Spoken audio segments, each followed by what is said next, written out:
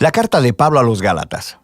Fue escrita a varias iglesias en la región de Galacia, donde Pablo había viajado en uno de sus viajes misioneros. Puedes leer la historia en el libro de Hechos. Él escribió esta importante carta con una profunda pasión y frustración. Este es el trasfondo. El cristianismo comenzó como un movimiento judío mesiánico en Jerusalén, pero su mensaje era para toda la humanidad, así que rápidamente se esparció más allá de Israel. Para el tiempo en el que Pablo era misionero, había tantos no judíos como judíos en el movimiento de Jesús, y esto desató un gran debate del que sabemos gracias a Hechos capítulo 15. Históricamente, el pueblo del pacto de Dios estaba enfocado en un grupo étnico, Israel, y ellos se apartaban de los demás debido a las prácticas ordenadas en la Torá, como la circuncisión de los varones, comer kosher y guardar el día de reposo. Y había muchos cristianos judíos que creían que para que todos estos no judíos realmente pudieran ser parte de la familia de Dios, necesitaban obedecer las leyes de la Torá. Algunos de estos cristianos judíos terminaron siendo parte de las iglesias de Galacia. Estaban socavando la enseñanza de Pablo y demandando la circuncisión de todos los varones cristianos no judíos, y muchos lo hicieron. Y cuando Pablo escuchó acerca de esto, se quebrantó su corazón, se molestó, y el resultado fue esta carta. Primero, él reta a los Gálatas con un resumen del mensaje del Evangelio sobre el Mesías crucificado. Luego, les dice que este Evangelio es el que crea la nueva familia multiétnica de Jesús y Abraham. Y luego, les muestra cómo este Evangelio es lo que verdaderamente transforma a las personas por la presencia y el poder del Espíritu. Inicia expresando su desconcierto de que los Gálatas han abrazado un evangelio diferente, el que era promovido por esos cristianos que hablaban mal de Pablo y demandaban la circuncisión. Así que Pablo primero defiende la autenticidad de su mensaje y su autoridad como apóstol. Él fue comisionado por el mismísimo Jesús resucitado para ir al mundo no judío. Recuerda la historia del libro de Hechos. Pablo dice que fue posteriormente a su llamado, que fue a Jerusalén para consultar a los otros apóstoles, como Pedro o Jacobo, y fue cuando les dijo que él no requería que los cristianos no judíos se circuncidaran o comieran kosher. Ellos estuvieron completamente de acuerdo. Pero esta tensión creció. Pedro había ido a Antioquía a visitar y ver a todos estos cristianos no judíos, y estaba comiendo y compartiendo con ellos. Pero cuando algunos de estos grupos de oposición provenientes de Jerusalén llegaron a Antioquía, Pedro cedió ante la presión. Dejó de comer con esos cristianos no circuncidados y los empezó a evitar. Así que Pablo confrontó y acusó a Pedro por su hipocresía, por no permanecer fiel al Evangelio. Para Pablo, demandar que estos nuevos cristianos fueran circuncidados y observaran la Torá era un error por una variedad de razones. Primero que nada, porque es una traición al Evangelio, o en sus palabras, el hombre no es justificado por las obras de la ley, sino mediante la fe en Cristo Jesús el Mesías, y también nosotros hemos creído en Cristo Jesús. Ser justificado, literalmente, ser declarado justo, es un término del Antiguo Testamento con mucha riqueza para Pablo. Describe cuando Dios declara que alguien está en una relación correcta con Él, que está perdonado, que le es otorgado un lugar en la familia de Dios y está siendo transformado por la gracia de Dios. Y es la convicción de Pablo que nadie puede ser justificado por guardar los mandamientos de la Torá, sino solo por la fe de Jesús.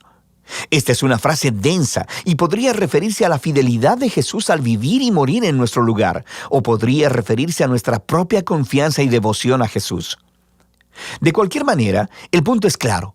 Las personas son justificadas solo a través de confiar en lo que Dios hizo por ellos a través de Jesús, no por lo que hacen ellos mismos. En el corazón del Evangelio de Pablo está esta declaración. Cuando las personas confían en Jesús el Mesías, lo que es cierto de Él se vuelve cierto de ellos. Su vida, muerte y resurrección se vuelven suyas, o en sus palabras, con Cristo he sido crucificado, y ya no soy yo el que vive, sino que Cristo vive en mí. Y la vida que ahora vivo en la carne, la vivo por la fe en el Hijo de Dios, el cual me amó y se entregó a sí mismo por mí. Así que la razón por la que cualquiera puede decir que es recto delante de Dios o que pertenece a la familia del pacto de Jesús no es porque obedece las leyes de la Torá, sino solo por lo que Jesús hizo por ellos y que ellos nunca hubiesen podido hacer por sí mismos. Ahora, este profundo entendimiento de lo que Jesús logró tiene enormes implicaciones para quien ahora puede ser incluido en la familia del pacto de Dios y para lo que significa vivir como miembro de esta familia. Así que Pablo primero se vuelve a las historias de Abraham en Génesis, cómo él fue justificado o declarado justo delante de Dios, simplemente por tener fe al confiar en la promesa de Dios de que un día todas las naciones encontrarían la bendición de Dios a través de él y de su descendencia.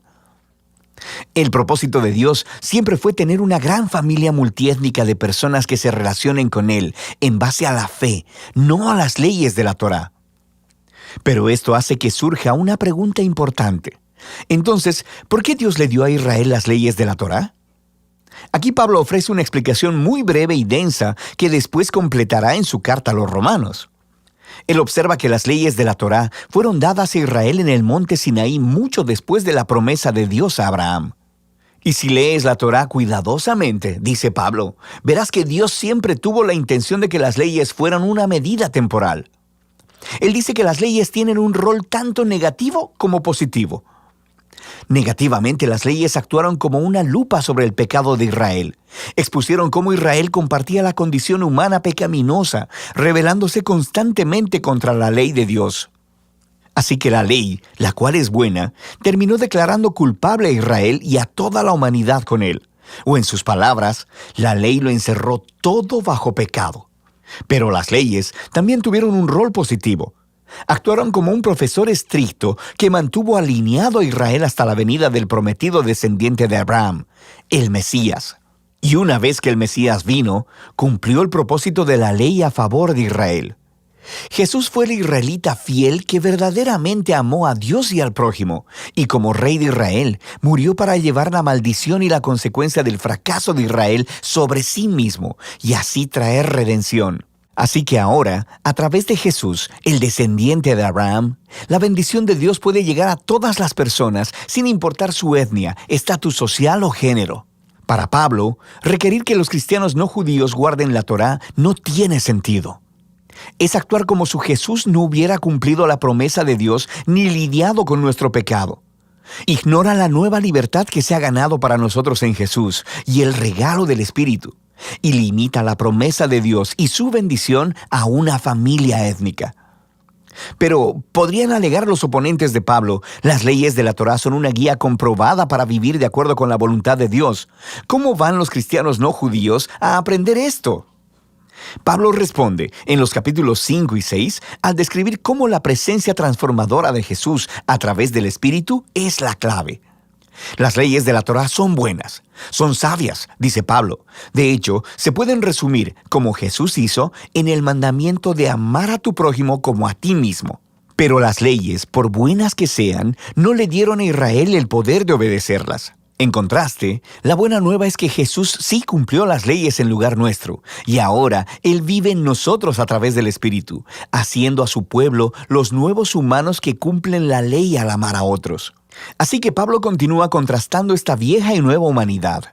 Los hábitos de la vieja humanidad son obvios. Son los comportamientos que deshumanizan a las personas, destruyen las relaciones y a comunidades completas. Y aunque las leyes de la Torá prohibieron estos comportamientos, Jesús fue quien los clavó en la cruz. Así que cuando una persona confía en Jesús y vive en dependencia del Espíritu, la vida de Jesús se convierte en la suya, produciendo lo que Pablo llama el fruto del Espíritu. Esta es la manera de vivir que Jesús quiere reproducir en su familia, para que se conviertan en personas de amor, gozo, paz, paciencia, bondad, benignidad, fe, mansedumbre y templanza. Pero este fruto no es automático, dice Pablo. Requiere cultivarse justo como los frutos naturales. O en sus palabras, si vivimos por el Espíritu, andemos también por el Espíritu. Esto requiere intencionalidad. Tenemos que aprender cómo podar nuestros viejos hábitos y cultivar los nuevos. Y mientras lo hacemos, nos encontramos a nosotros mismos siendo llevados por el Espíritu conforme Jesús moldea nuestras mentes y corazones y nos transforma en personas que aman a Dios y a los demás. Y de esta manera, la gente de Jesús cumple lo que Pablo llama la ley de Cristo. Y al final, Pablo concluye: este requerimiento para que los cristianos guarden la Torá o sean circuncidados es errar al blanco. Lo que realmente importa es la nueva creación de Dios, esta nueva familia multiétnica del Mesías, personas llenas de fe en Jesús, que están aprendiendo a amar a Dios y a otros en el poder del Espíritu. Y de eso se trata la carta a los Gálatas.